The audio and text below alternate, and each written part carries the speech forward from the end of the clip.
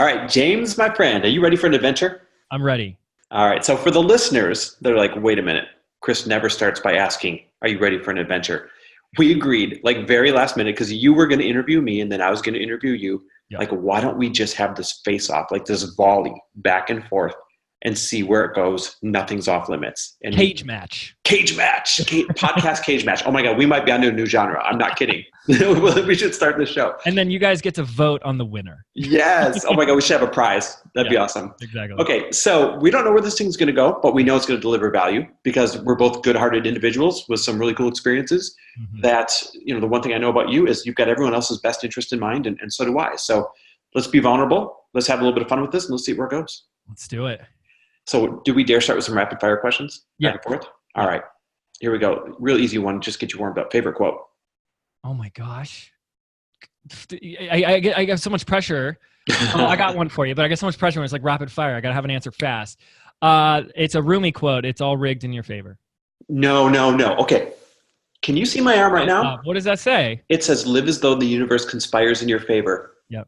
Because I used to butcher the Rumi quote all the time. And when I wanted to get it as a tattoo, I asked Lori, my wife, I said, should I get the real one or the way I butcher it in my mind? She goes, get it the way you say it in your mind.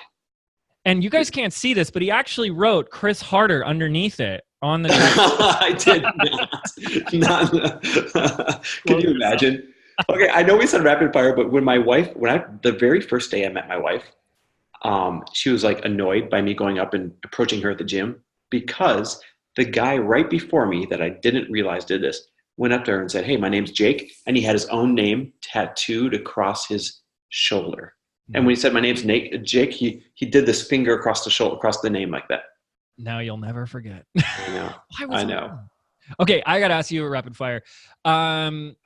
Biggest embarrassment in your business?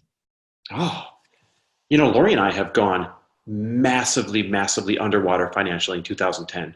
And here's why it was embarrassing. I lived, because I ran the finances, like my job title in banking and how many people I ran and our financial situation, I lived like that was the most value I offered. And so when it turned out to be a house of cards and when it all fell, man, I was stripped of my identity and I had to choose how I wanted to show up in the world from that moment on. But here's what made it really embarrassing. Plenty of moments. But we had just built this massive brand new house. And I know you said rapid fire.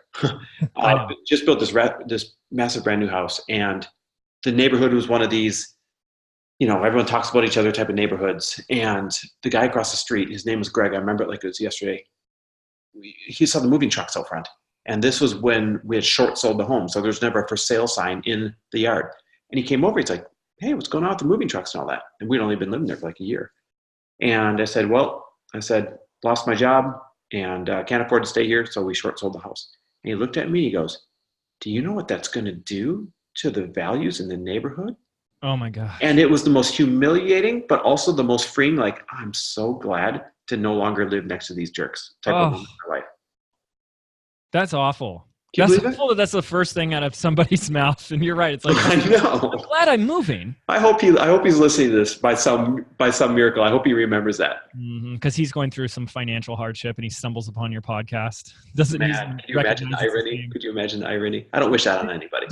No, of course not. But did that experience cause a lot of what inspired your show and your message? Oh yeah, for sure. Here's why.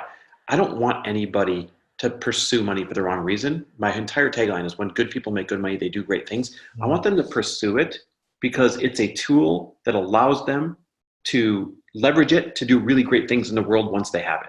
And like everyone I interview, they all have this common thread of this great story of generosity, either in their success story or after their success story.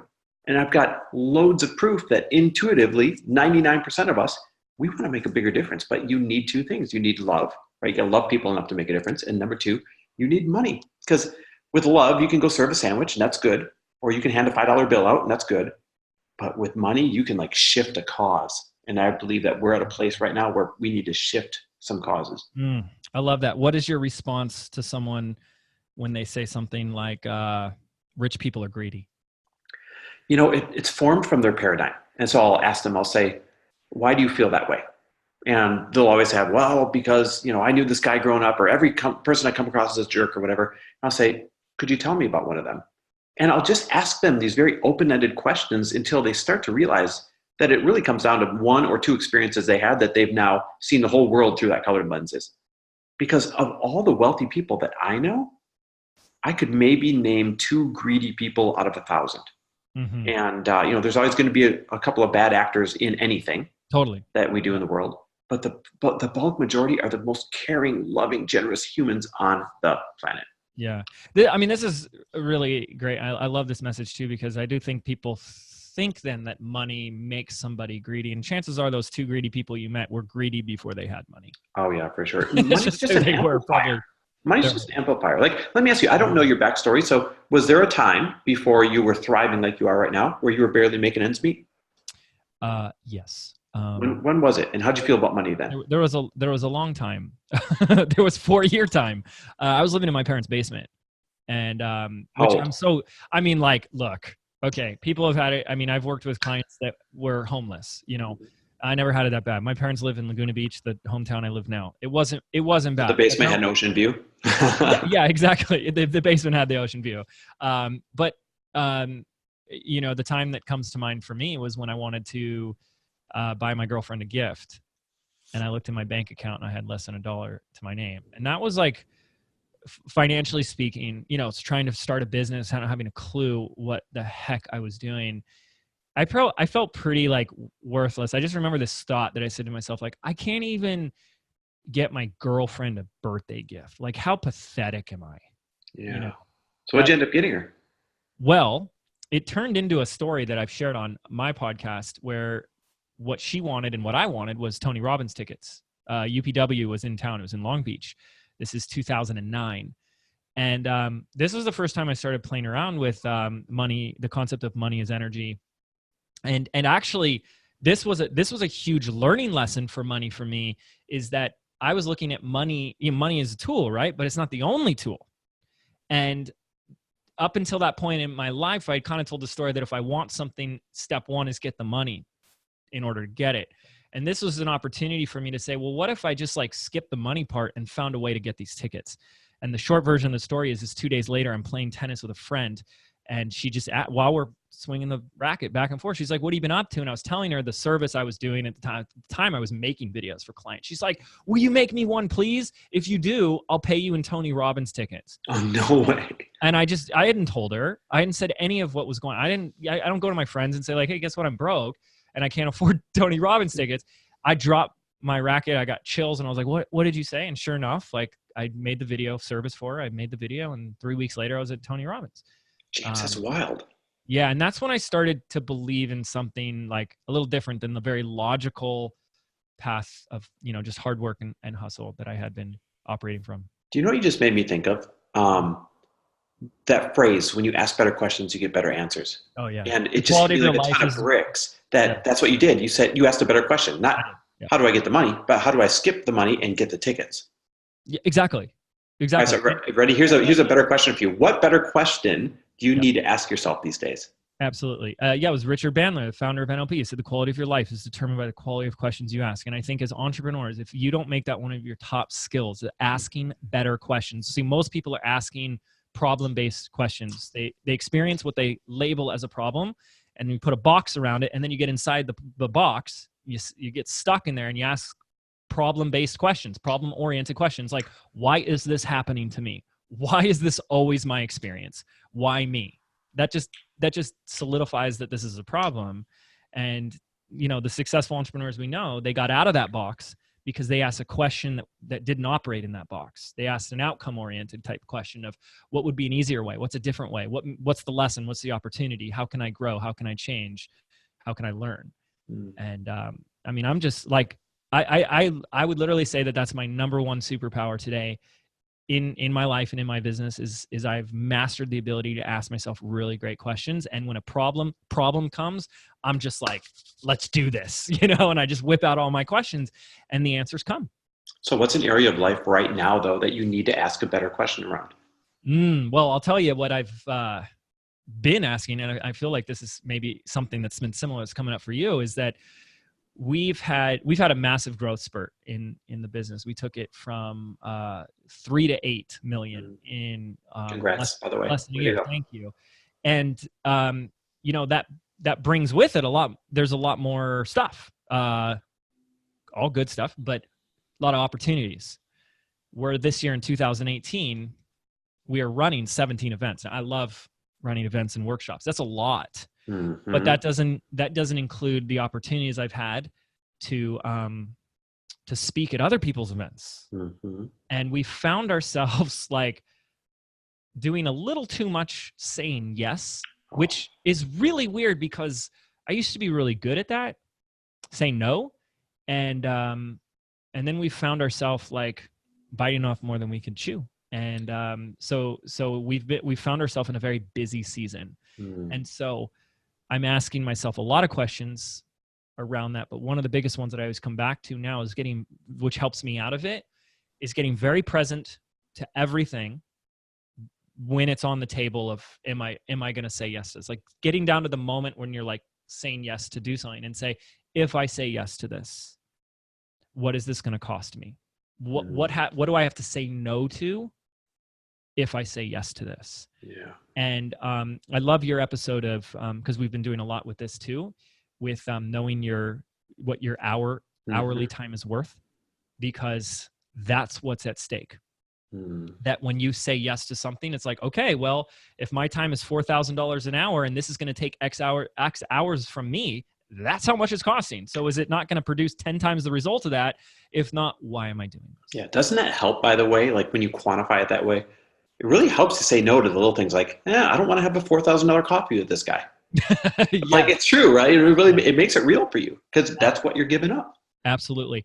So taking your conversation on that, and in our episode, I'll just link that episode up because I think it's fantastic. I think what most struggling entrepreneurs are doing as a mistake is they're looking at the cost of hiring somebody versus the cost of doing it yourself. So like the fact that you can hire someone overseas virtually very inexpensively, you can hire someone locally part-time for a few hours a week to get your time back.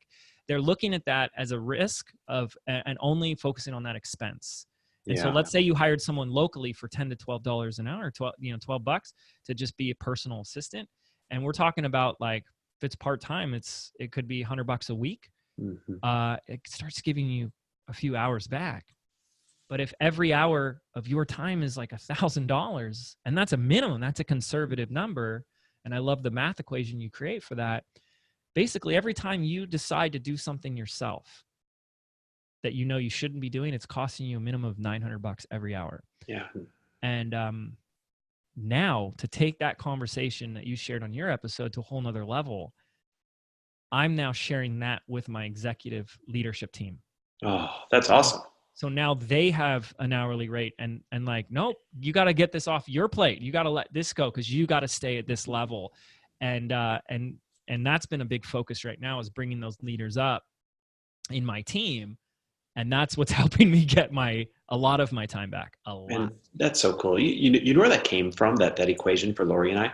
When we were busted broke and making our comeback, like we didn't have any doubt around our capability of making our comeback, but we knew we had to change a lot of things, both mentally and in our actions and habits. And one of the things was, I said to Lori, I'm like, babe, if we're really going to mount this big comeback, you can't be spending all Saturday folding laundry, doing laundry, and cleaning the house. Like we're wasting an entire day of either resting and recovering or income producing hours. Yes. And so picture this. We're broke. We're making our comeback. And I'm like, I want to hire these cleaners. And we're living in this tiny little apartment. And it was $91 per week. And Lori was like, are you insane? That's $400 a month. I said, yeah, but this $91 a week is going to give us thousands of dollars of income producing hours back if we really think that we're going where we're going. And so reluctantly, she agreed to it and was like 2 weeks in. She's like, this is the best thing we've ever done. Because sure enough, we traded that time and energy for income producing hours and also for recovering and making sure we stayed a couple. This is such a fantastic conversation because this is what most people aren't doing. And this is the difference of where most people are operating from their current circumstances. They're saying, I look at the bank account Chris, I don't have the money for that. That doesn't make sense logically. And so, but your current circumstances, the money you have in the account now is a byproduct of your actions, your decisions, and your behaviors in the past. Yeah. So if you keep making decisions based on what you've done in the past, you're just repeating your past. Well, yeah. And James, you know what it made me do? It made me, as soon as I tasted it, I was like, oh, I need to make sure that I have enough money to continue this service. So sometimes when you put yourself on the line with, Totally. oh, there's no way I'm not going to have this anymore, it makes you rise to the occasion. Yeah. I was talking about this with one of our coaching clients recently about how easy it is for us to distract ourselves with the lower level activities. There's always going to be more items on the to-do list, that are there calling your name. It's like the siren beckoning your name. Come work on me because I'm easy and simple, and you've done this before. It's familiar, but it's not the income producing activities. And it's this illusion of productivity because you do it and you feel accomplished. You cross it. Look what I did today. I'm so productive. And it's like, but what did that do to move the business forward? And what did that really take you away from? People can get really addicted to checking things off the list instead of moving things forward. Yeah. Hey, let me ask you a question, because you talk about the going from broke to the comeback. Yeah. Is there a fear that will come back? Fear of loss again? Yeah. Yeah, that's always deep rooted. But here's the thing. People are like, when am I going to get over this fear? No matter what your fear is, right? Insert your fear here. When am I going to get over this fear? And here's my belief. You never get over the most deep rooted fears. You learn how to manage them really well so that you are changing your default. So whenever, and what do they say? They say you teach what you need the most. So it's no wonder that I teach a podcast on money mindset and finances, right?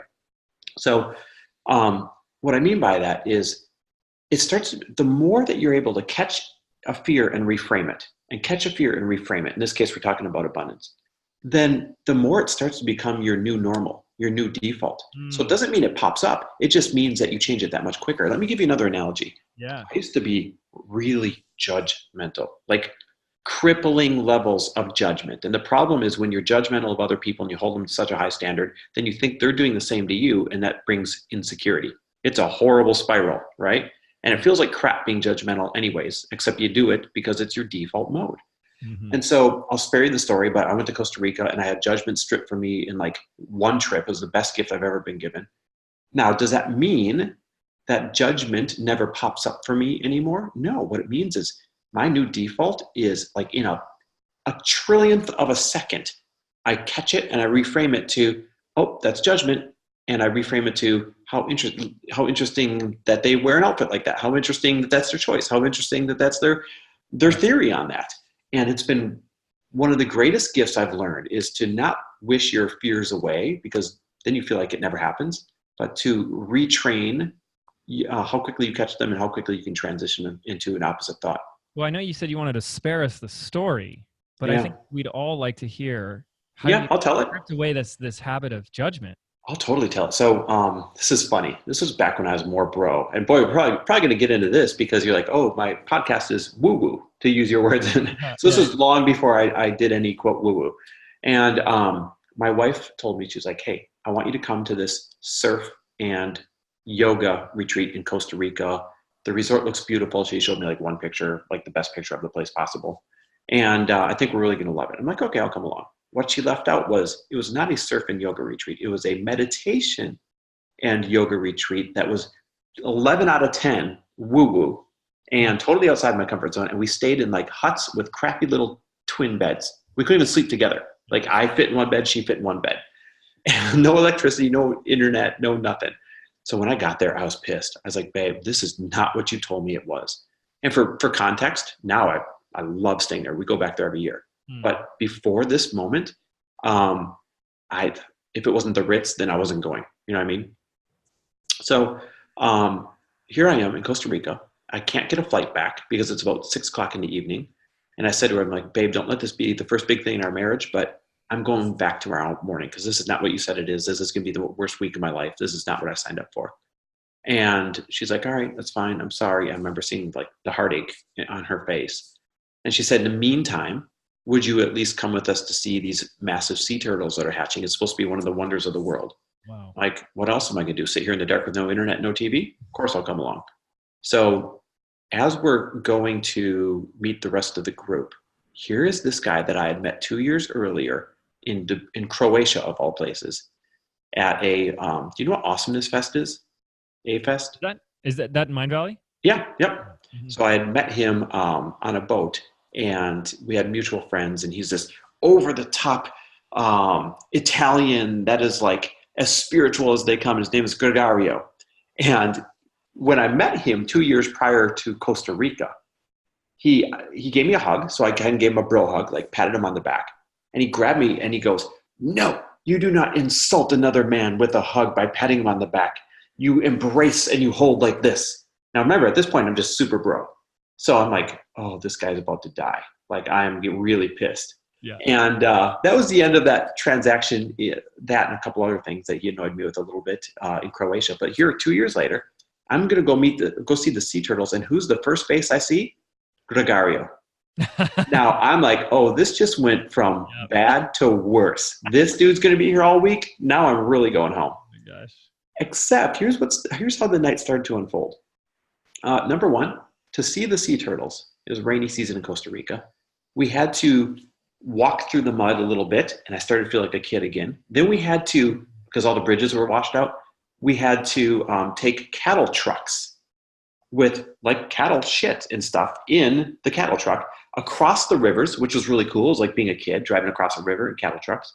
And then I got there, and sure enough, everyone has to see this once in their life.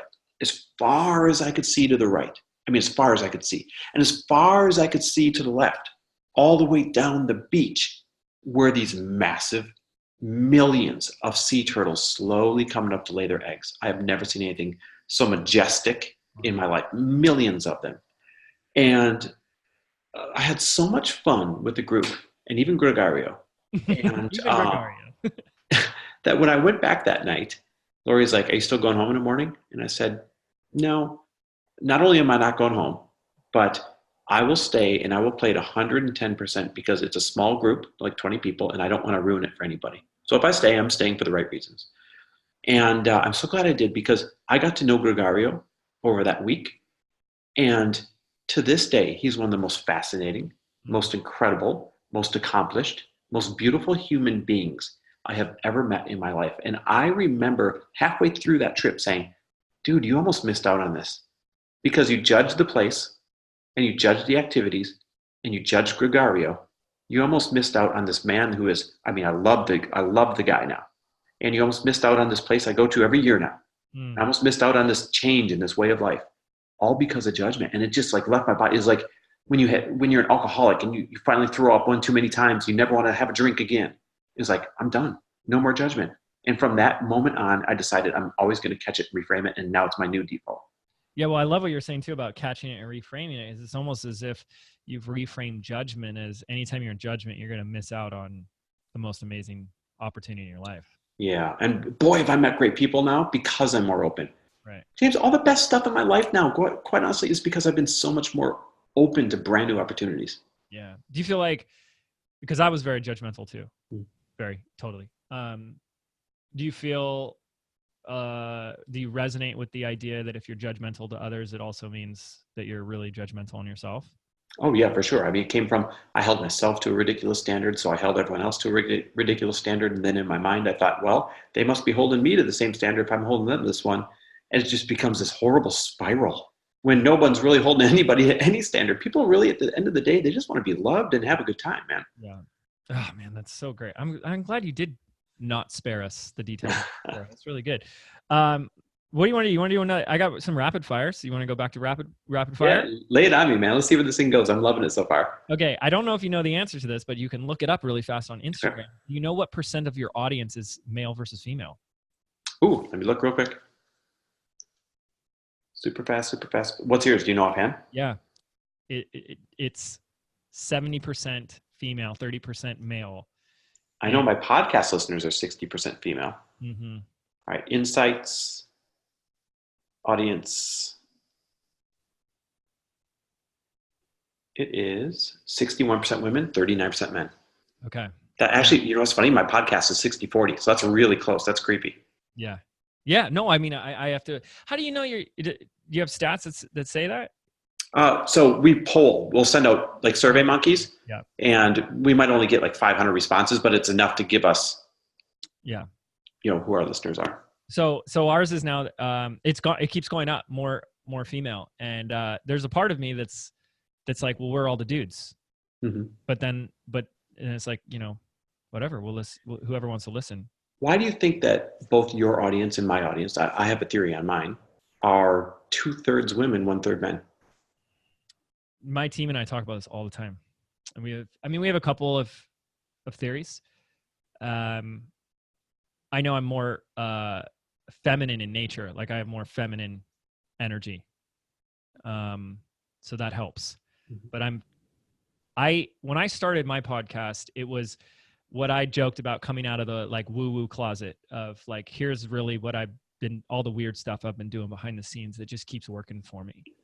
And what my vision always was to be the gateway drug to convert skeptical minds. Cause I was very skeptical, very, very, when my personality type, INTJ, very logical scientist, like no nonsense, linear left brainer. And so I needed, I was very like anti all this stuff. And, but I was at least willing to be an experimenter, was open-minded enough.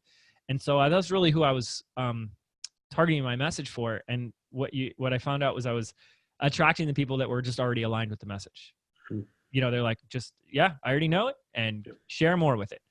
And because a lot of, so like if you break down that distinction of like masculine and feminine in messaging, especially with things like business and marketing, a more masculine message is going to be something more like money and results and Mm-hmm. conversions. And I look at our titles, and a lot of them are not. It's like how to dissolve fear. I think one that's coming out next week is how to reprogram failure in your life. Mm-hmm. And it's last week's episode was how to what to do when you don't have the support of your spouse. So I think a lot of the content attracts more women, which is, there's no problem. I'm just kind of like, we're the dudes, you should be listening to this too.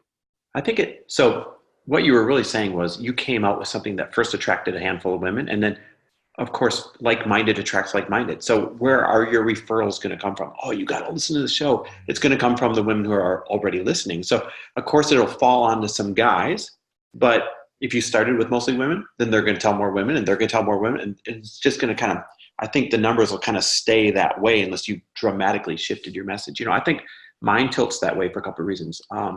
One, I think I'm really balanced masculine and feminine. At least that's what I'm told. Number two, my wife was, I want to use the word famous. What's the word I'm going to use? The super duper well-known one long before I did anything. And so I think it was natural that her audience said, oh, who's this husband that's showing up all of a sudden? And out of pure curiosity became my first listeners. And then, of course, like I just said, women tell more women, tell more women, tell more women kind of a thing. But I bet you, both of you and I'd be interested to get Instagram DMs sent to both of us. I wonder if it's that we're a little bit more disarming and a little bit more open to both ways of thinking. Yeah, I've been told that exact same thing before. Speaking of women, here's what I want to ask you. Yeah. You run your business with your wife, right? Up until recently? Yeah. In fact, this is something that we haven't really said publicly. My wife has been working in the business for 4.5 years. Mm-hmm. She only came into the business because she was working for somebody else, and she's miserable. Mm. And I just hated, first of all, like knowing like how to be a good boss. I saw someone who was treated her horribly. Mm-hmm. For example, she would come in, the person would be crying and saying things like, I don't have any money left. I don't even know if I can pay you next week. Oh, worst leadership ever. By the way, can you go get my laundry? Who's going to want to stick around for that? Exactly. And Chelsea's such a loyalist mm-hmm. that she stuck around. And it just was a very toxic environment.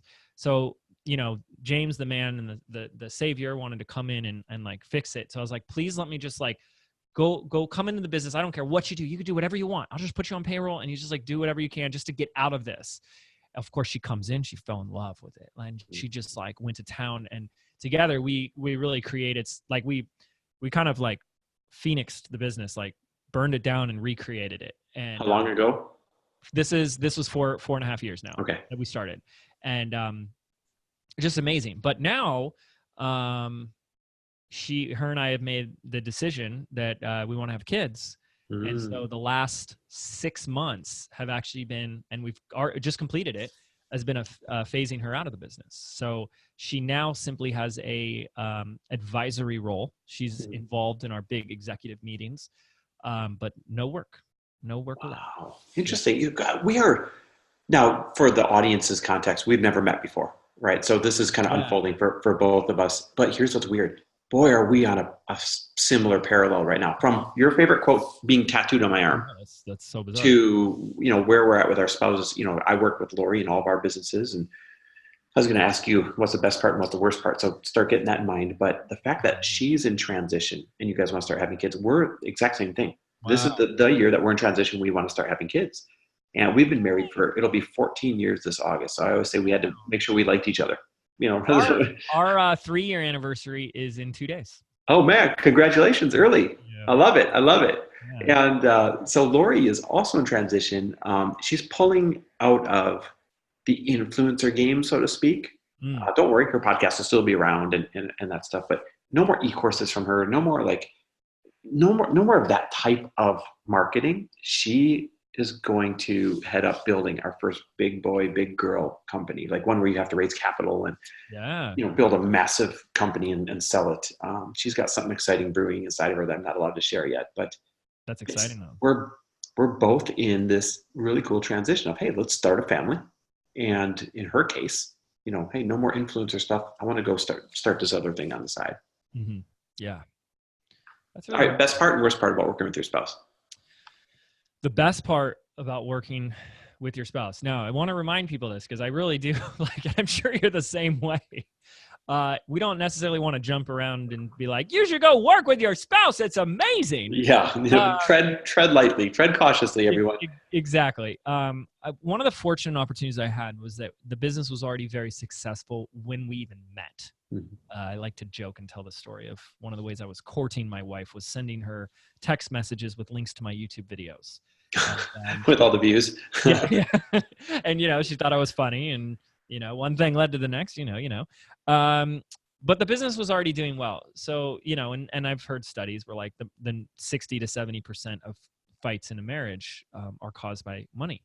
Yep, true. That was not something directly that was ever an issue for us. So the greatest gift was 2 really, but the first one and the greatest one of all was I'd been working on this business for 8 years. To have somebody who cared about it as much as I did was it was almost like someone else got to carry half of the weight for a little bit, but to love it as much as I did, to be as healthy, sometimes unhealthy obsession and passionate about it, to share that with another human that isn't like an employee was the greatest thing. I just cool. We were in it together. Also where she put her focus, made all the difference in the world because James, the face, the marketer, the moneymaker, she was the everything else. She was the operation. She was I'm going to clean it from the inside out. And she really opened my eyes to a lot of that. And that when I talk about this phoenix rising from the ashes, like her vision, I had an external vision and, still do of where we're taking the company and the impact we want to have in the world. But she had an internal vision, which I'd never heard before. She says, we want to run like a Fortune 100 company, no matter what revenue we're at. And she did that. She made that happen. That's cool. So imagine, being able to be the entrepreneur and step fully into that, and to have someone right there that's doing everything else it's the greatest gift, That's cool. Yeah. So what's the worst part? The worst part. Yeah. The thing we struggled with the most was being that I'm very entrepreneurial.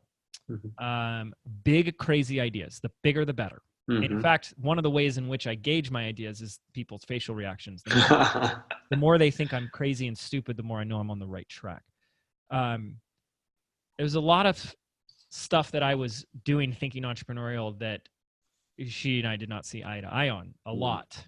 And what I found myself now struggling more, and it's all very good, Mhm. was I had to make an argument for my ideas a lot more than I had in the past versus just being like, I'm just going to go do this thing. Yeah, no more free reign. Yeah. And so like a great example of this, and she totally came around. I wore it down eventually, poor thing. But like, for example, she'd see Facebook ad expenses. You know, she's looking at all of our expenses and wanting to lower costs. And she said, why are you spending $20,000 in Facebook ads? Are you nuts? What? Facebook's free, you know, not understanding the marketing side of it. And it took a while to like explain, like, no, actually the more we spend there, the more it grows, the more. And so conversations like that, where we wouldn't see eye to eye, was a challenge, but I always wanted to honor the difference of opinion, because it's healthy as well. There's value in it. Second set of eyes, especially when it comes from a different perspective. Yeah. But I would say the other challenge too is like when you're, when the person's in it with you, sometimes it's like the distinction of having someone on the team versus a cheerleader. And sometimes like the guy, the dude, the man, you know, when he's had a long day, he wants to come home to the cheerleader, and only from the sense of like someone on the outside who doesn't know the true story, just listens to your distorted view of what happened and totally supports the one-sided view. Yep. My one-sided, I'm right view. And when they're in there with you, they're like, well, that's not exactly how it happened, James. You're like, I know, but I need you to just, you know. So when you're like always in it, sometimes it's hard to have that separation. But I would say that, you know, the best part and the worst part about working with your spouse is this. The best part is it gives you more to dream about in common. Like there's nothing better than chasing down a goal, chasing down a dream, starting a new company and seeing it happen. Totally. But it gives you more to fight about than the average couple too, right? Yeah. Budgeting, marketing, failed launches, hiring, firing, all that stuff. So it gives you more to dream about together, and it gives you more to fight about together. Totally. Like I'm really big picture. So and she's very detail oriented. So I do a lot of absent-minded professor type things.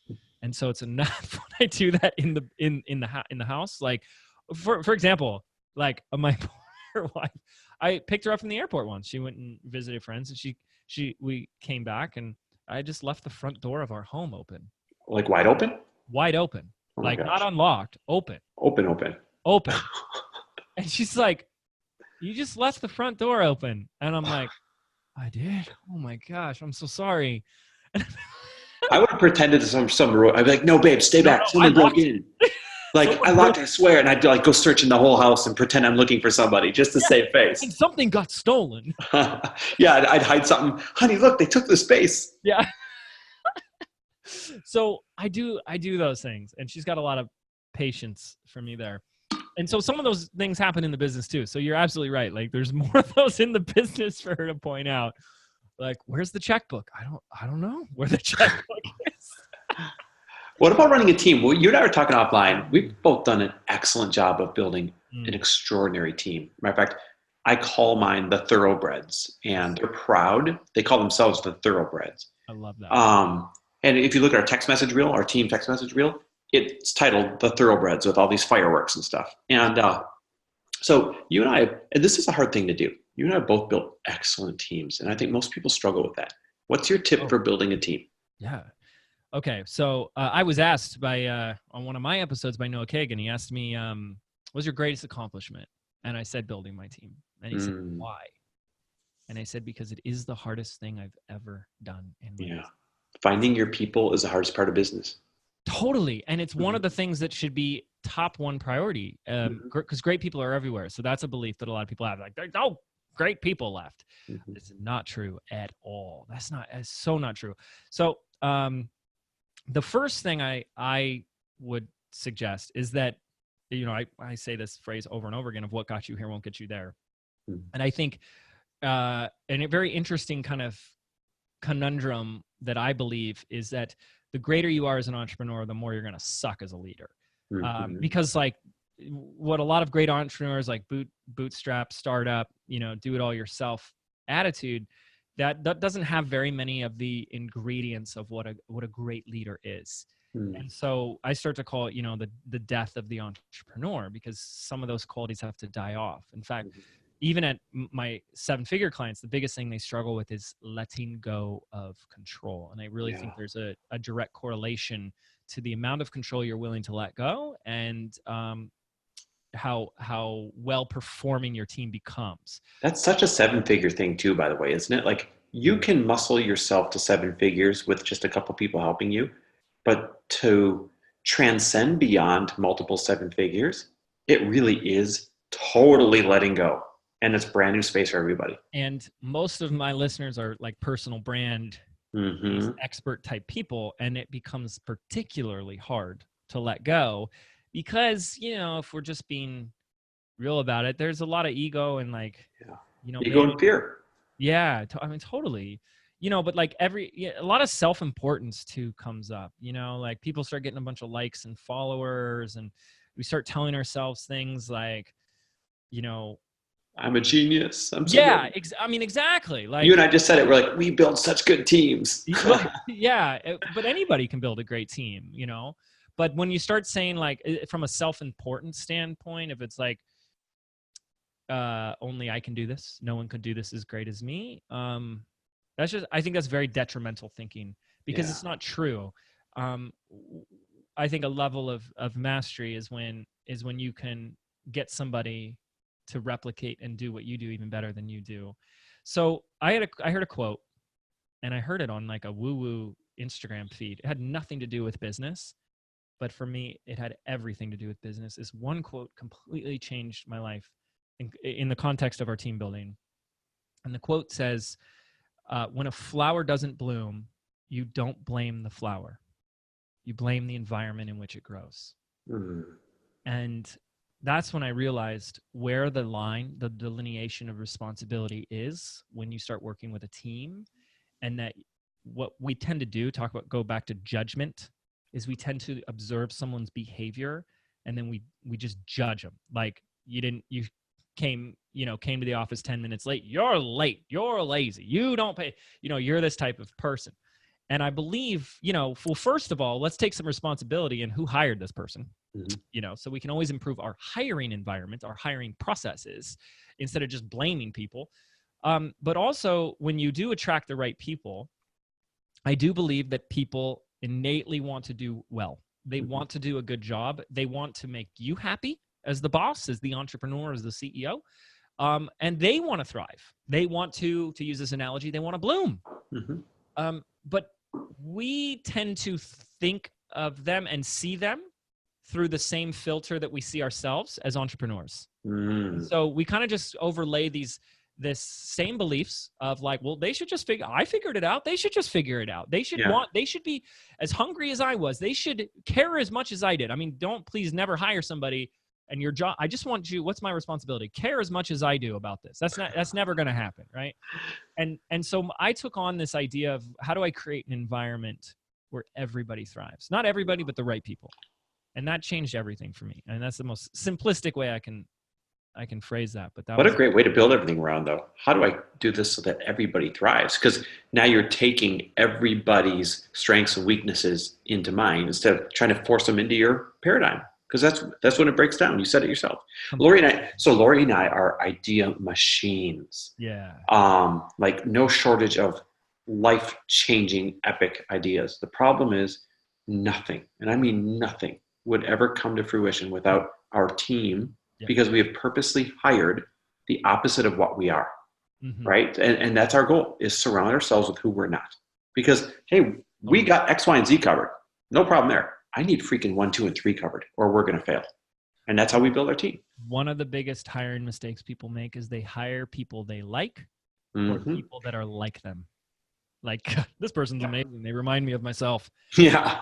So say no to them. Don't hire them. Because you're right. You need those complementary strengths. And so if you're a P, ESTP on the Myers-Briggs, needing someone or having someone who's a strong J, like as your right-hand person, is like absolutely essential. Someone that you start on a project and then you hand it off to them and they go to the finish line with it. Like absolutely essential. You brought up the Myers-Briggs. You and I were talking about that offline. Yeah. I was getting an awesome education on the spot. Mhm. We determined that I am an ESTP. What does that say about me? Yeah. Well, I was telling you before, it's the same personality type as Lewis Howes. I know Lewis really well. We used to be in business together. And so with Lewis, it just like, it was actually really surprised me that it was your type. I chose a completely different, I like to speed read. Not as a judgment, just like, trying to assess. And it's a fun game for me. So I came out with a completely different type for you. But then actually, the more you shared your story, you talked about this kind of like, I don't know, maybe it was a 1.0 version or previous version of you where you were like more the bro guy. Like it actually starts to make a lot of sense. Like I get the sense just meeting you recently that you've had your own like transformations and shifts in your life. Mm-hmm. And so the ESTP, there's a couple things there. Like we can break it down from each letter individually, but then together it forms a picture. And the ESTP tends to be like the number one thing I've read on ESTP is that they're very they have a very competitive nature, or they see things through the lens of competition, which can be there's nothing good or bad about that. Actually, competition can have a positive strength, and it can have a shadow side, right? When everything's a competition and you keep losing, you're going to start being really hard on yourself. Mm-hmm. But it can also drive you. Like for me in our business, we have a lot of friends and peers, and we have a lot of friendly competitions, and I do it because it drives me. Mm-hmm. When you're in like a mastermind with someone and you have a friendly competition. But the P is as an entrepreneur is always a tricky one, because the P tends to be someone who's very creative, very quick start, new ideas, just like jump at something. Yeah, And that's me. yeah. But when it comes to follow through and getting to the finish line, that's where there can be a challenge. So also when you're talking about how you've mastered your calendar, Yes. that to me sounds like something that you've created a sense of structure in your life to counteract that. Like if you didn't have that structure in place that you didn't rely on, chances are it'd be a lot harder to get some things done. Oh yeah, it's my crutch. I live and die by that calendar, or I feel out of control. Yeah. I've had to Whereas do it for survival. for me, I'm actually very naturally very, very structured by my personality type, and I'm very good at getting things done. I mean, you and I are the exact opposite letters. Every single letter. As you're an extrovert, I'm an introvert. You're a sensor.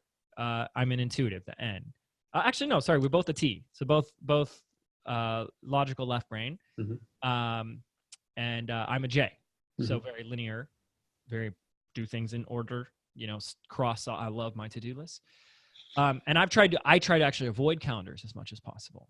Oh. I try to create as much free and open space because I'll have that tendency of just keep going and work. Like once I start something, I can't pull away until it's done.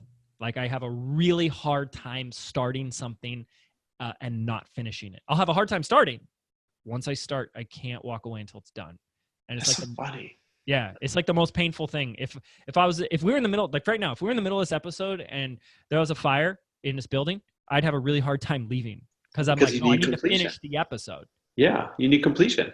Totally. That's wild. So here's my assistant Dakota. She's our event planner and one of our assistants. She says to me, she goes, "I realized the other day just how much trust you have in me to plan all these masterminds." Yes. And I looked at her. I said, "Yeah, well, you do a great job. And of course, I trust you to make all the right decisions." Because I'm like, "Hey, it's in 4 days. Make sure you got all the restaurants booked." Like we're talking like really trust her. And I was thinking in my head, I'm like, I'm glad it comes across as trust, because really it's I start something and then I can't do the details. I literally don't have the details inside of me. I can't execute on the details. It's like a personality defect in me. So I need the people that I can trust to complete all the details, or I'm screwed. I mean, this is a very fascinating concept to me because I wonder if that's correlated to being the idea generator, because I think sometimes people kill their own ideas because they already start thinking through all the details.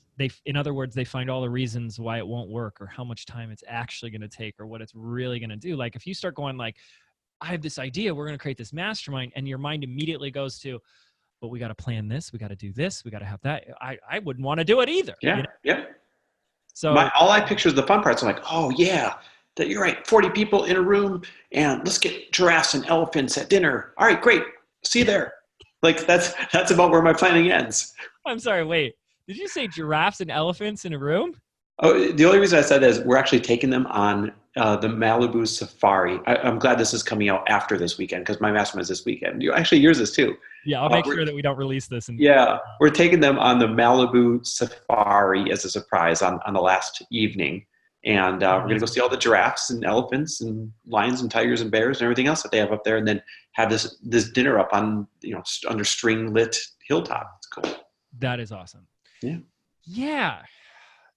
Whereas I'm not somebody that I would say has a lot of ideas, actually.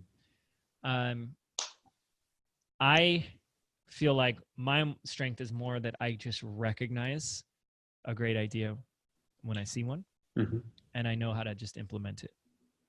And that's really become our strength. So I think this is also this common thread of like, know your strengths. And I think a lot of people, a lot of entrepreneurs are under this idea that they have to be this whole complete package. Like, gotta be amazing at everything. And like, no one is. And how amazing things happen when you start attracting people around you that complement your strengths and make up for your weaknesses, I hope people heard that. Like, I hope that really empowers them, because too many people are stuck on, I don't know how. You're not supposed to freaking know how. You're supposed to find someone who knows how. Nobody knows all of the how. You do your part. I would say play to your strengths and delegate your weaknesses. And when you can grasp that, play to your strengths and delegate your weaknesses, that's when everything opens up for you. Totally. Well, the whole how thing is a really interesting concept too, because if you really look at what the nature of entrepreneurship is, it's creating something that didn't exist. So if you knew how, then it would already exist. And I think people are very indoctrinated into a much more employee-based mindset their entire lives, where you're just told, here are the steps, here's the instruction manual, here's how to do it. And so we become very dependent on it. And the thing is true entrepreneurs see something in their mind that does not, I mean, they are an artist. It's just a different form of art. They see something in their mind that is not yet created. So if it's not yet created, then there's no instruction manual for how to do it. Exactly. And that's part of the gift is figuring it out as you go along. And yes, finding people to help you do it. Yeah, it really is. When you let go of the controls and you just do what you're good at and hire out the rest, I'm telling you, it's the secret sauce. It really is. Let me ask you about generosity. So on my show, we always get into conversations about money mindset and generosity and all that stuff. Yeah. Generosity? I'd love to go as much into money mindset as you want to, because that's awesome. Let's go there. What role has generosity played in your success? Like specifically? Yeah. For a very long time, I think the first half of my entrepreneurial career, it was all about James getting his. And I think that was a really great lesson for me, because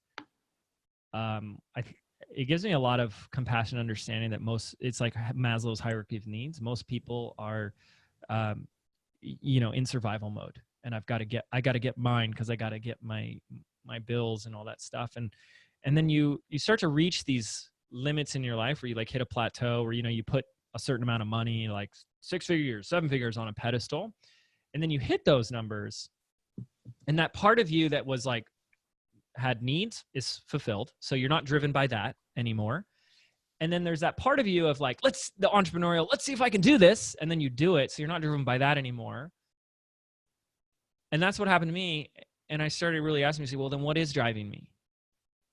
And it wasn't really until I tapped into needs that weren't being met, which I haven't used the word specifically generosity, but impact and service, right?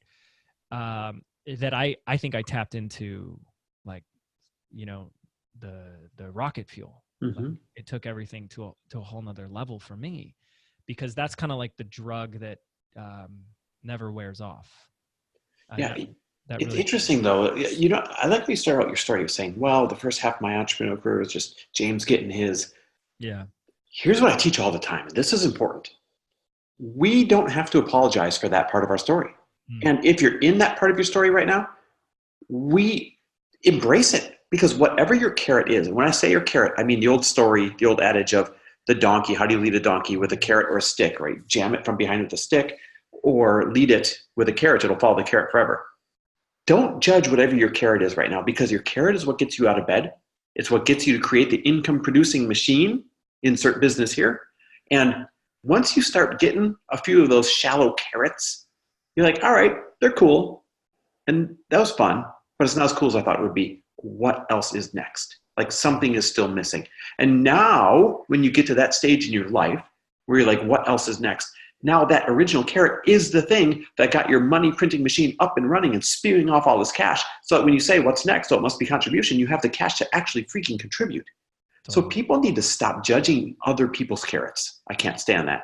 And they need to stop apologizing for their own carrot, whatever it is right now. Because if we're being honest, most people don't wake up at 16 or 20 or 25 and be like, oh, I can't wait to provide clean drinking water for the world. Right. Right? That happens later in life after a lot of life experience. Totally. Well, and I'll be honest, like there does feel a little layer of shame around it, because you get to this place where you realize you're operating from this belief of, well, once I make a certain amount of money, then I can start giving back, contributing, blah, blah, blah. And then you get there and you realize, all right, if I'm being honest, I could have done more the entire time. You know, you always have something to offer and to give. But that's living in the past. Like Sure. any other area in life, I bet you'd be like, stop living in the past. And when it comes to giving, people are like, oh, I could have made such a bigger difference. No, you couldn't have, because you weren't motivated to at the time. Yeah. You know? Yeah, totally. But yeah, we sure are now. We last year, and I've talked about this on my podcast. I don't know if you know Stu McLaren well, but he and his wife run an organization called Village Impact, and they invited us to go to Kenya last summer. Oh, that changes. There's nothing like a mission trip, like boots on the ground, third world. Yeah, totally. Let's talk about this. Go for it. We so what you don't realize, like, the first piece is that, like, it's on the other side of the world. It's so easy to just, like, you know, out of sight, out of mind. Yeah, I'll go. How bad's the flight? Yeah, actually, no, I really resisted it. I was like, oh my gosh, it really is a long flight. You got to get all these shots. And then, of course, you're there, and then you hear the story. And it's not that we're just, like, helping people in rural Kenya that, you know, like, aren't as advanced and sophisticated as America, you know, no, it's that they were actually living their normal lives in more like urban areas. And based on, I believe it was a 2007, 2008 political decision vote that did not go well. There was a huge rioting upheaval, and the government basically came in and removed people from their homes and just, like, threw them out in the middle of nowhere. And they said, if you don't leave, you're going to get shot. You're going to get killed. And so it was people just, like, living their normal lives, and they got completely displaced.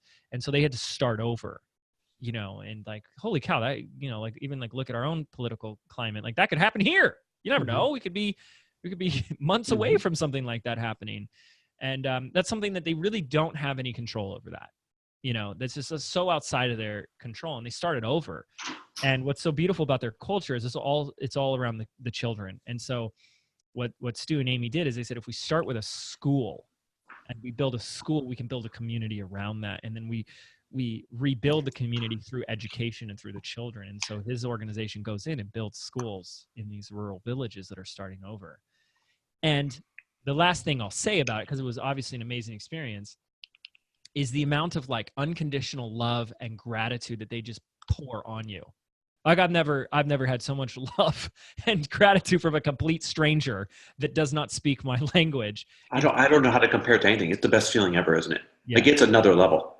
Yeah. The amazement that they look at you with, I don't mean like, oh, you're amazing. I mean, like, the amazement of, you look so different, and I know you came from somewhere far, and you brought us this love and this school and this water and this whatever it is. It's it's a connection that happens instantly, like never before. I've got this one picture where I'm doing a selfie with all these children at a school that we had built in Guatemala. And so I'm holding my arm out, I'm squatted down on the ground, and they're gathered all around me. I don't know, maybe there's 20 of them or something. And it's my favorite picture in the world, I think, because it just radiates like this love that I don't think I've ever felt anywhere Mhm. else or that's ever come across in any other picture ever. It's pretty nuts. It really is. I mean, it like it changed us while we were there. We're going back. We're going back in what is it, 2019? So 2020. We're going back next year. That's cool. You know what's funny is right before I got on here with you, I Hmm. was on with Scott Harrison, the founder of Charity Water, Oh for a yeah, couple of yeah, he's years. amazing. Oh my gosh. And, ridiculously awesome. I love Scott. And I asked him, I said, what do you say to the people that say, well, there's so many problems around home. Why should I give money to third world countries where I'm never going to visit? Those are their problems. These are my problems. Yeah. And he had a great answer. He said, 99 out of 100 of those people whose response is that, they're not giving to anybody. That's like their internal built-in excuse to not give, right? He said, to other people that do truly feel that way, you just need a little bit more time to have some kind of full circle experience that's going to make you realize how small the world is. Mm. And I had one of those, like literally a divine experience the day that I was leaving for Guatemala that changed my life forever and made me realize how small the world is. And I'll never view anything ever again as my land, or my problem, your problem, or my country, your country, or any of that stuff. Hmm. It's just all our yard, basically. And you need to lend your strengths and you need to borrow other people's strengths, or we're not going to survive. Are you going to tell the story? What happened? Why you keep doing uh, this? okay, so here's the story. That's all the time we have for today. Yeah, see you later, folks. Oh, that would kill you because you need completion. I know. I really do. Oh, look, internet's going out. Yeah. Ah. All right, so here's the story. I'll keep it as short as I can. The morning that we were leaving for Guatemala to go visit the schools that we built, it was with Pencils of Promise. And so that morning, we weren't flying out till like 5 o'clock in the afternoon. So I did my normal daily routine. I went out to the garage, got in my car to start it and to go to the gym, except my car didn't start. Now, for context, and I share this only for context so you guys can really realize the impact of the story. The car was a brand new Ferrari, so there's no reason it shouldn't start. It had like 1,000 miles on it at the time. It wasn't the battery. It literally was just not starting. Like there was no. One would think it was the battery, but it turned out to not be the battery. And so I called Beverly Hills Ferrari, and when they send somebody out, you don't have to bring your car in and wait a week. They send somebody out to your house in the most beautiful. If you could picture this huge, beautiful part semi-truck, part flatbed, rolling service bay that is just all painted up gorgeous. And the expert tech that drives this thing to your house to fix the problem, they are the best of the best of the best of the best in the world. We're talking like these techs make multiple six figures Hmm. and have gone through years and years and years and years and years and years of schooling to work on these cars. Wow. So the best of the best in the world. So long story short, fixes the car. He's like, man, I've never seen this. I don't know why it didn't work in all my years. Never seen this, but we got it working again. And because he would try and start it, and it wouldn't start either. But then he tested the battery. The battery was perfect. Everything was connected. And then it finally started after a half hour of him monkeying with it. But he's like, I can't tell you what I did. Right. So that in itself is weird. So then he says to me, he's starting to pack up his truck, and he says, hey, it's a good thing we didn't have to throw it onto the back of the flatbed here. You would have been without it for a few days. And I said, that's all right. We're leaving for Guatemala to go check out some schools that we built this afternoon anyway, so that would have been fine. And he looks at me and he says, you're going where to do what? And I said, we're going to Guatemala this afternoon. We're going to go check out some schools that we built. And he goes, can I tell you a story? And I said, yeah.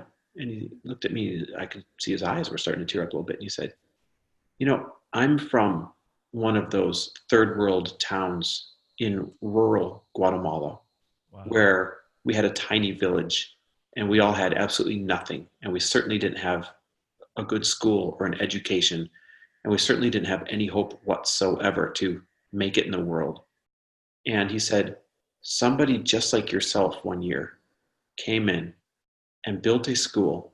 And I went to that school. And it was at that school that I heard about this thing called high school in Guatemala City. Now, keep in mind, this is like 3-4 hours outside of Guatemala City, right? This is a third world world. And so I went to high school. And then at high school, I heard about this thing called college in the US. And I found a way and I went to college here in the US.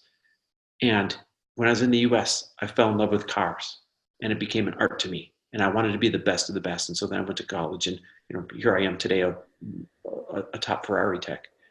And he looks at me and he says, thank you for what you're doing, because the towns you're going to and the stuff you're doing, I wouldn't be here today without you doing those things. As a matter of fact, his mom still lived back in one of those rural towns.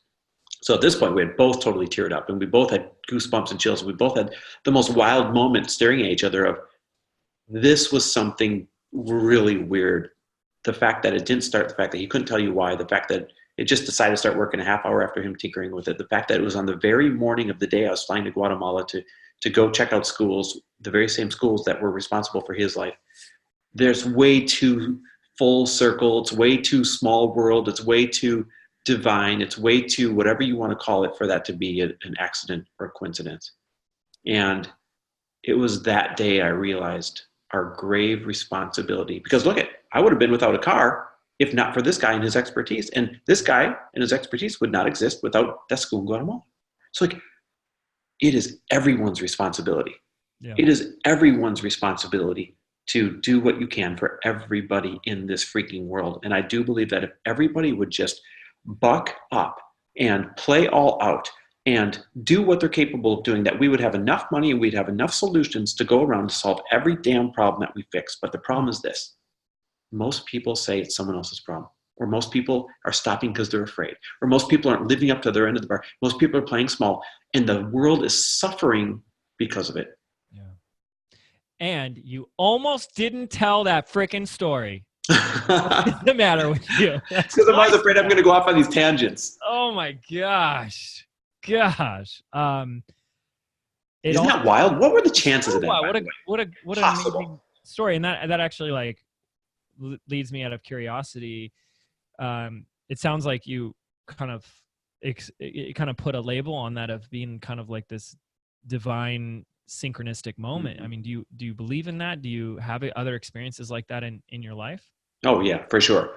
Do I believe in God? Absolutely. Do I believe in these moments happening for us? Yeah, absolutely. Do I believe that they're like set up with intention? Before that moment, I would have said, nah, everything's coincidence. And maybe that was just a coincidence, but boy, that's one hell of a coincidence if it's not set up in our favor. Totally. I don't know how to explain that. It's an amazing story. What about you? Yeah, I believe there are synchronistic moments all around us if we're paying attention. But is it because we are recognizing them? Is it because we're recognizing the synchronicity in them? Or is it because they were purposely set up to be synchronistic, to get us to wake up or to do something or go left or go right? Yeah, I go all over the place with that. Me too. Like I literally don't know the answer to that question. Well, yeah, and then part of me always kind of comes back to this place of maybe we're not meant to really know, and that's where like faith comes in anyways, is like, we're not going to, at least right now, we're not going to get a clear definite answer. But knowing that in my life, like the more I paid attention to signs, you see miracles every day. Just things that are like, wow, that just was too synchronistic.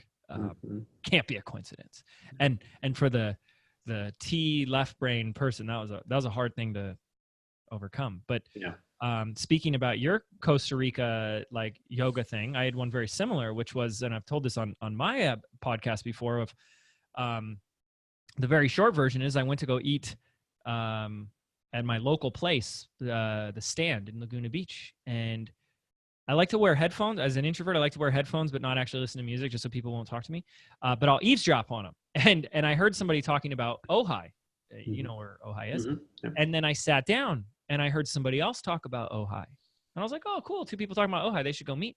And then out of the blue, my little sister comes up and I'm like, what are you doing here? I never see you here. I go there every day. And she's like, oh, I'm on break from my yoga teacher training. She goes, actually, next week is our yoga retreat. You should come. And I said, no, thank you. That sounds like a bunch of hippies. No, thank you. And she goes, no, it'll be fun. It's in Ojai. And I heard Ojai 3 times in a matter of That's wild. 3 minutes.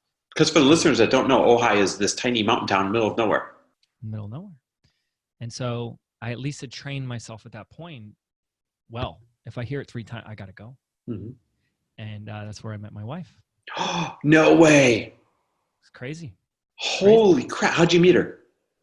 I took her spot in the yoga room. I sat in her spot where her mat was, and then she's Wait, you went and sat on someone else's mat? No, we take your mats with us, but I put, with you, dude? I know, right? Yeah, just kidding. Oh, I'll just use this person's mat. No, I put my mat down where she had been putting hers. I came a day late. That's how reluctantly I wanted to go, and she'd been putting her mat in the same spot the whole day before, and then I just come in and plop my mat there. And apparently that was her spot, so she had to kind of say something, and that was the beginning of it. So that's wild, man. Okay, see, you hear these stories and like, yeah, we could just apply the meaning to it that, oh, it was meant to be, or maybe it really freaking was. I guess we'll never know. Yeah, and maybe we're not meant to know, but today I choose to see that as like there's magic and miracles and synchronicities in our life, and you can choose to pay attention to them. And it enriches my experience of life. It's very exciting to me. Do you realize what you just said? You just brought this entire thing, exactly 1 hour and 11 minutes, full circle back to the first question. And that was, oh, what's your favorite quote? And you said, live as though the universe conspires in your favor. It was tattooed on my arm. Absolutely. That's wild. That's wild. All right. So I always ask closing questions. And I've got this one for you. Okay. I've got 2 of them. Number 1, what is one of your all-time favorite moments of giving? Oh, that's easy. So they're 2 and they're the same but different. We host an event every year called BBD Live, BBD for Business by Design. And we sponsor a charity every year. And part of it too is to communicate this message of like share and give no matter what level you're at. Even if you're just starting out and you feel like I don't have the money yet and blah, blah, blah. That story that I had been telling myself, like even $25 can make a difference for somebody. It can change their entire life. And so we had one in October and we had one in January. And we surprised both the charities that we sponsored, where we had everyone in the room raise money, and then they hit a certain level. And what we did is we gave, the big like cheesy thing, like hand the big check. Yeah. So we put a big check on stage and presented it with them, with how much the entire room raised in 3 days. And then this dumb thing where I had another check hidden behind it and it drops down below it and we matched. Oh, that's so cool. That's such a cool way to match. And it was, so it's like, and oh yeah, we have a little something else here. And it just goes bam and drops down below. Oh, dude, that's cool. I want a drop down check. Totally. Yeah. So they don't get 1, they get 2, not 1, but 2. And to see the expression on their faces, was like amazing. One was Dr. Shannon Irvin, who, runs an organization called Mosaic Vision, and she helps orphans of AIDS victims in Uganda. And she's had this organization for 14 years. In fact, her story is so amazing because she became an entrepreneur partly because she was fed up, sick and tired of trying to raise money for her charity. She's like, well, I'm just going to become a rich and famous entrepreneur so I can just donate myself, and then I don't have to worry about chasing down money all the time. And she said that they raised more money at that event than any project, event, any fundraising activity they had done in like 14 years. That made me so happy to hear that. Because it wasn't just me, it was our entire community. It was like all of our students doing that, Yeah. And that's where it becomes, this is more than just giving, because now it's inspiring giving. Yep. Yep. And that's what you're doing, even just by sharing your story. And that's where real change happens, when you're impacting change makers. Quick side question on that then. Yeah. There's all these people that say, oh, you're not supposed to talk about your giving and quote Bible quotes and all this other stuff. I'm of the opposite mind. I say if you give in the dark all the time, then you're never going to remind someone to give. You're never going to inspire someone to give. You're never going to show someone a new way of giving. I believe that we have the responsibility to do at least half of our giving out loud so that we can start that chain reaction. What are your thoughts on that? Uh, yeah, if that's the intention, 100%. Mm-hmm. You know, it's easy to have the intention like, look how cool I am, because you know, like, hey, give me more likes on Instagram. But you know, when that's the bigger message, you know, what what's in a line too is what comes up for me that really resonated with founder of Village Impact, Stu McLaren, said was, you know, when he had a lot of issues with money, and when he realized that the more money he made, the more impact he could create. I mean, how beautiful is that? That allowed him to make more money, but then sharing that can really motivate and inspire other people to do the same. And so at the end of the day, I started my business with a quote that was like an axiom for me of like how I wanted to live my life, and it was inspire others through my actions. Mm-hmm. And I continue to have an experience at every level with working my students, and even with the podcast, and it's my story, I'm working through it, that, you know, I talk a lot and I share a lot, but I always get the sense that people are listening far less to what I'm saying, but they're always paying attention to who I'm being. Right. Amen. And I really do believe that as leaders, as authorities, the people that are following you may forget that great quote that you came up with, or your great 5 steps, or, you know, that maybe they don't remember what you said on your last webinar and your 7 secrets of blah, blah, blah, but they don't forget about who you were being, how you showed up, what you took a stand for, what actions you took, and how you took those actions. And that's what people are really paying attention to and learning the most from. And so for me, that's always just been something I never want to forget, is that if I really want to teach something or press upon something to somebody, let me demonstrate it. And so, yeah, if this is something you want to share with people, but you're not demonstrating or letting them see that you're doing it, you're probably doing them a massive disservice. Wow. I love that. Good answer, man. Yeah. All right. Do you have any final questions? I got one more. Well, you know, I did want to ask, it's not really a final question, but it's like the one thing on my list that I didn't get to was hopefully it doesn't open a can of worms here, but Maybe it will. Let's roll with it. okay. Well, what do you see as the biggest money mistakes entrepreneurs making? Ooh. Did it I've open got a this. can of worms? No. It's such a good question. I have a saying that I had to create for myself years ago, and that is this: ego is your greatest overhead. And if you think about it, ego is going to cost you more than anything else that you could possibly have or do. So here's what I mean: ego causes you to buy the cars that you should not be buying before you buy them. Now you don't have money for business. Yeah. Ego causes you to buy the bags or the shoes that you shouldn't be buying yet. Now you don't have money for business. Ego will cause you to speak up out of turn when you shouldn't because you want to be seen. And for some people, ego will stop you from speaking up when you should. And now you're not adding value and not growing your business. So like it'll burn relationships, and then you burn relationship capital. Ego will always be your greatest overhead. So to the young, inspiring, or even old aspiring entrepreneur, if you can mitigate your ego and be aware of what it's costing you, then your single greatest overhead in business instantly evaporates, and it frees up so much more capital and relationship capital and energetic capital, you name it. Yeah. I really like that, because it's so true. And Isn't it though? I think how I'm interpreting that too is like the ego is the part of you that wants the significance, right? Mm-hmm. Wants to look good, you know, the importance, the like this, I'm special. We're all special. Yep. You know, let me show it with material things, and yeah, short-sighted decisions. Yeah, that's really good. I like that. Okay, what's your other final question? All right, ask everybody this question. It's this. Yeah. Give me a reason why people should be unapologetic about their pursuit of success and wealth. Oh, I think it goes back to what I just said. So you can be the proof of what is possible for somebody else. Yeah. I mean, I just shared this quote on my Instagram.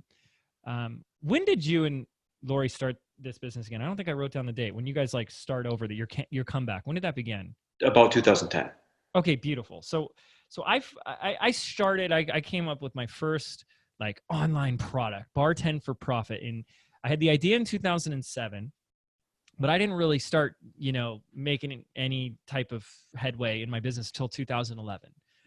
So we've both been around a while in this, wild, wild west of internet days. And I shared this quote that it says 2009. What people were saying was, there's no one else making money or having an online business. Therefore, it's not possible for me. Yeah. Now, 10 years later, there's so many people already doing what I want to do. It's not possible for me. Yep. And either way, like everyone can, it's so easy to find an excuse why not to. At the end of the day, I want to be the proof of what's possible for somebody else. It's what motivates me when the stuff comes in of like, is it too much? Am I, like, should I stop? Is I want someone to be able to say, well, if he can do it, I can do it. Yeah. Look at what he's done. And nothing drives me in the fact that like my clients, and I'm like, they're looking to me, and I want to show them that even where I'm at in my business is a self-imposed limitation of what's possible. So I'm constantly challenging what else is possible. How can we think even bigger? How can we do the impossible so I can show them it's possible? And that's why we need to be unapologetic. Whereas the antithesis of this, where a lot of people really become apologetic and play smaller, is I think, especially in the terms of money, people are operating from this whole like idea of a fixed pie, right? Like, I don't want to take too much because that presupposes I'm taking from somebody else. And that it couldn't be further from the truth. There are all these studies, and I'm sure you know a lot of these, like more millionaires today than ever before. And 1,700 new millionaires every day right now. 1,700 new ones every day. Dude, this is like a topic that I go deep on. It's crazy. Do you know where that came from, by the way? Do you have a few more minutes? Do I know where what came from? The idea of there's a fixed pie, and if I have a big slice, somebody else has a small slice? Government? Here's where it came from. So hundreds and hundreds of years ago, the only way that they measured wealth was land. And sure enough, if I had a castle with 10,000 acres, that means I had to take 10,000 acres from you. And then when we started using money was backed by the gold standard. And so the US could only issue just so much money as they had physical gold in reserve. So sure enough, if I had some, that means there was less to go around. But then in 1933, when FDR took us off the gold standard, money just became fictional, a bunch of zeros and ones now in this digital age, right? And so it can go up and down, and it can be created out of thin air. And it's because of that reason that there will always be enough to go around, because you technically don't go get money, you create money. And here's how wealth is created. If Apple stock is $200 today, and I buy one share, and a few months go by and it goes up to $300, right? So it went from 200 to 300. I just became $100 wealthier. Now, who did I screw to get that $100? Nobody. Who did I hurt to get that $100? Nobody. Who is missing $100 because I have $100 more? Nobody. It was created out of thin air because a bunch of people are betting on Apple, and demand went up. Same thing with your house. If you buy a house for $300,000, I know it's laughable to you and I in Southern California, but I grew up in the Midwest. If you buy a house for $300,000 and 3 years goes by and the appraiser comes by and it's like, hey, good news, your house is worth $350,000. You just got $50,000 wealthier. Now, who'd you screw? Who'd you hurt? Who'd you steal from to get that 50 grand? Nobody. Mm-hmm. Because even the guy who has to come give you 50 grand more for your house if you were to sell it, he's getting a $350,000 home. So we are now creating wealth out of thin air. It's not attached to anything. And so there is more than enough to go around. If I have a giant slice, somebody else can have a gianter slice. I know it's not a word. I like it. Great with me. But look at like the whole Bitcoin phenomenon. I mean, I don't know if you've heard the story of the guy that accidentally threw away, I forget how many it was, like 20 or 40, but it comes out to over 56, and that's at the current price, which it's going up again, $56 million worth of Bitcoin. He just accidentally left on the hard drive of his computer and threw it in, and it's now in a landfill somewhere in like Missouri. Yeah. Crazy. And once Bitcoin's gone, it's gone. There's no getting it back. Yeah. Oh, totally. Yeah, exactly. And I'm like, so here's a guy that just created $56 million out of thin air. He can't use it, but but my whole family's in real estate. My uncle is in real estate, and he sold a $5 million home to someone in Laguna, all Bitcoin. Ooh. And they bought some. I think they only just bought a handful of. No, they must have bought a lot more because it's it went up. But if people were smart, all these online digital marketers, yeah. Listen, if they're smart, they would start taking Bitcoin and whatever their other favorite cryptocurrency is for some of their programs, not all of them. Because if you're gathering it at, what is it today? Like $8,000 per coin. And mark my words, it'll go, this is not financial advice, everyone, but mark my words, it's going to go up to 50 grand or 100 grand a coin. We all know it's going to go there. And imagine all of the courses you sell right now, all the digital products you sell right now, collecting $8,000 coin, and that very same coin for that same course now is worth 100 grand or 500 grand. Yeah. Dude, like I'm telling you, that is the secret sauce. Start selling just some of your programs in cryptocurrency. Totally. And like offer a discount for it. Oh yeah, for sure. Like you get to save money if you pay in Bitcoin. Cause I think there's also a lot of hesitancy about people wanting to spend it. Cause like, why would I spend it if it's going to go up?